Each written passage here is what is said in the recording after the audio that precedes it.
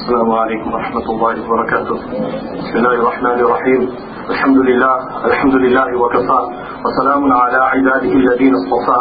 أما بعد، قال الله تبارك وتعالى في القرآن المجيد والفرقان الحميد بعد أعوذ بالله من الشيطان الرجيم بسم الله الرحمن الرحيم ولقد يسرنا القرآن للذكر فهل من مدكر.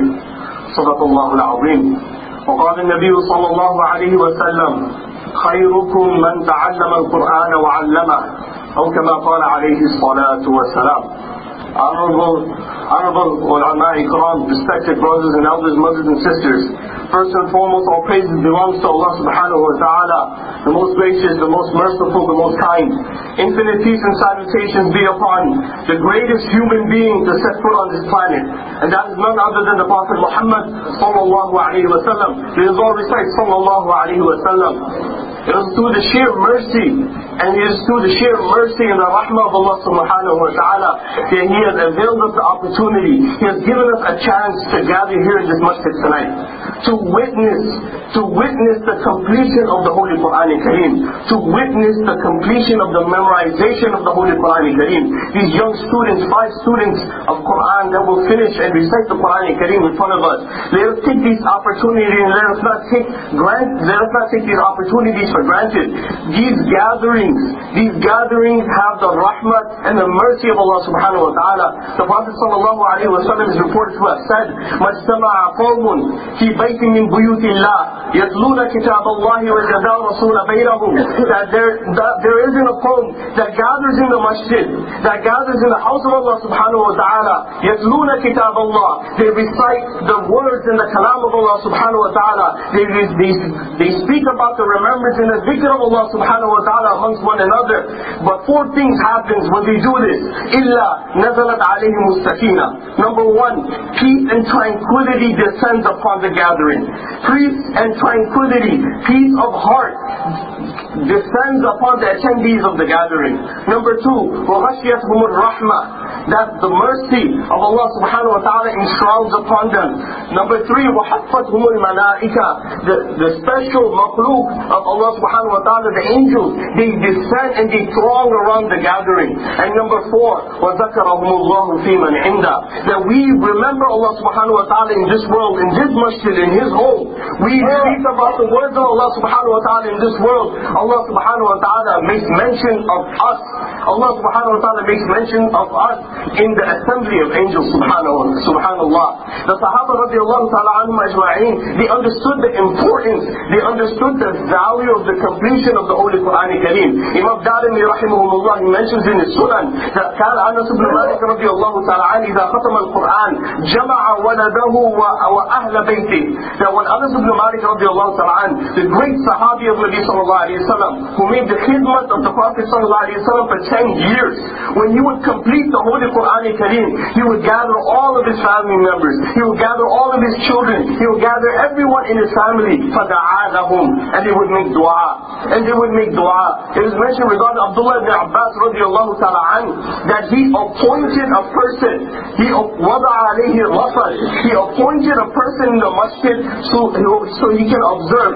He can observe and see who finishes the Quran Kareem. Whenever anyone would finish the Quran Kareem, he would come back to Abdullah ibn Abbas and give him the report that so and so person is finishing the Quran Kareem, we will go make dua. So the Sahaba radiallahu ta'ala anhum ajma'in, they value gatherings like this. And not only did they value the completion of the Holy Quran Kareem, tonight we need to value the memorization and the completion of the memorization of the Holy Quran Kareem. We need to value this. It is said in this world that whenever anyone wants something, there is an innate feature and characteristic of insan, of a human, that we always want something in return. We do something, but we want something in return. For example, when a person applies for a job, when they fill out their resume, when they fill out the application, first thing that comes to mind is, what is my job salary? How much will I get in compensation? How much will I get per hour? And similarly, this question might come to mind, that these individuals, these students of deen that are memorized in the Quran Kareem, what are they receiving? What virtues are they receiving? What are their merits? What are their accolades? These parents that are sacrificing day and night to send their children to madrasa, to send them to these afternoon programs, what are they receiving? What are they benefiting from this? So it is mentioned in the hadith of the Prophet sallallahu alaihi wasallam that he says that man qara'a al-Quran, man qara'a al-Quran wa amila fihi wa amila bima fihi, that person who recites the Quran al-Kareem and makes amal on all of the injunctions, all of the ahkam. Whenever Allah subhanahu wa ta'ala tells us to do something, He does it. When Allah subhanahu wa ta'ala tells us to stay away from something, He does it, He refrains from it.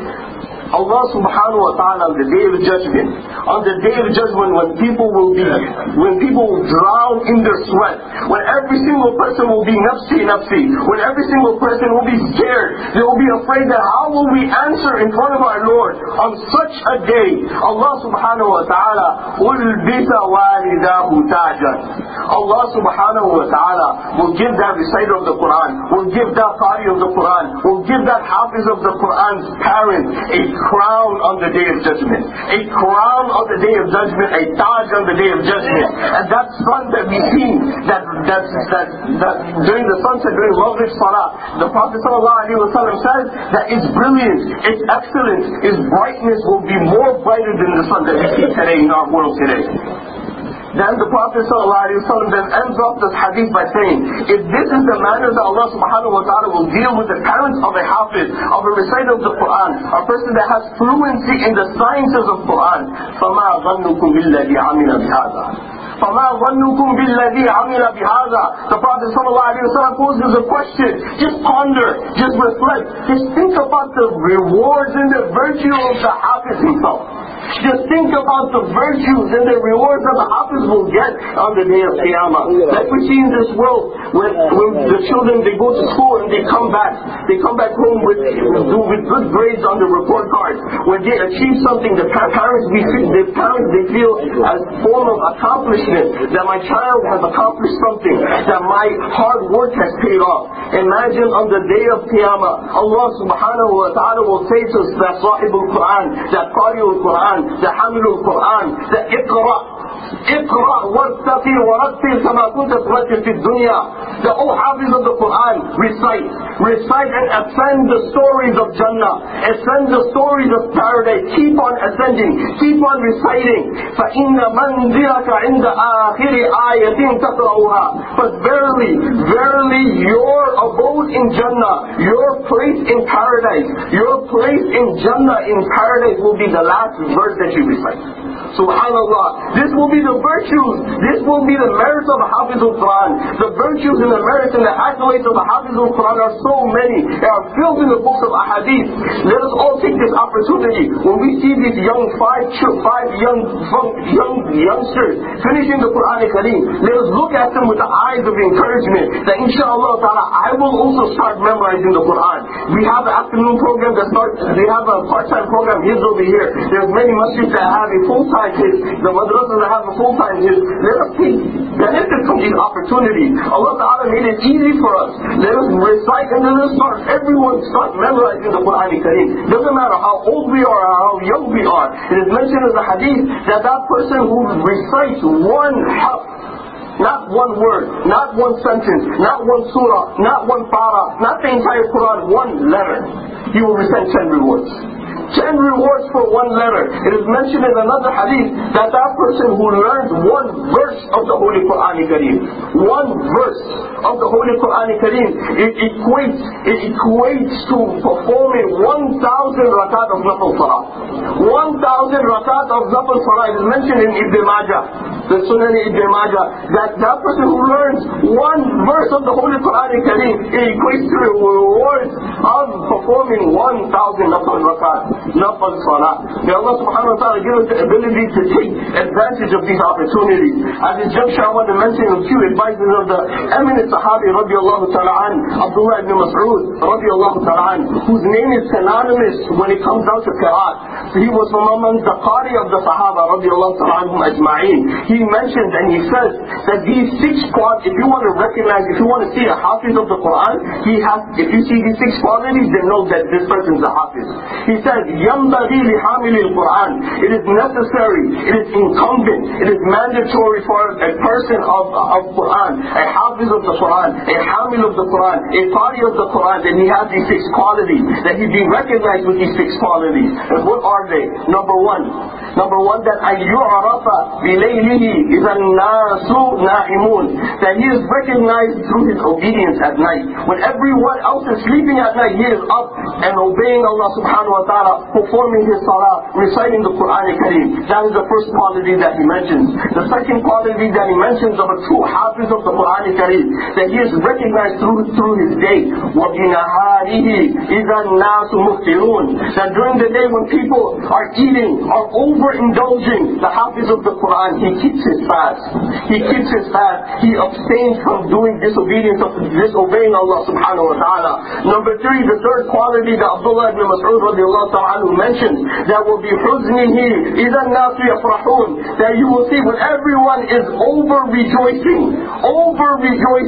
happy for no reason, you will see his seriousness, his sorrow, always preparing for the hereafter. The fourth quality Abdullah ibn Mas'ud radiallahu ta'ala mentions for a hafiz of Quran, that he needs to be recognized by these qualities. The fourth is وَبِصَمْتِهِ إِذَا النَّاسُ يَخُوضُونَ. When the people are indulging in unnecessary talks, you will see that the hafiz of the Quran, he remains quiet.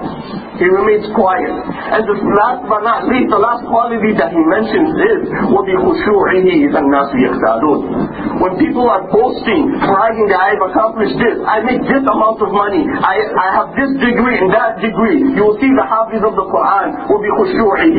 You will see his humility, you will see his ikhlas, you will see his sincerity. May Allah subhanahu wa ta'ala give us one and all the ability and the tawfiq to make amal on what has been said. May Allah subhanahu wa ta'ala accept these huffaz ikram. May Allah subhanahu wa ta'ala make them a form, a najat, salvation for their family, for all of us, for this entire community, for the entire progeny until the day of judgment. Wa akhiru da'wana alhamdulillahi rabbil alameen.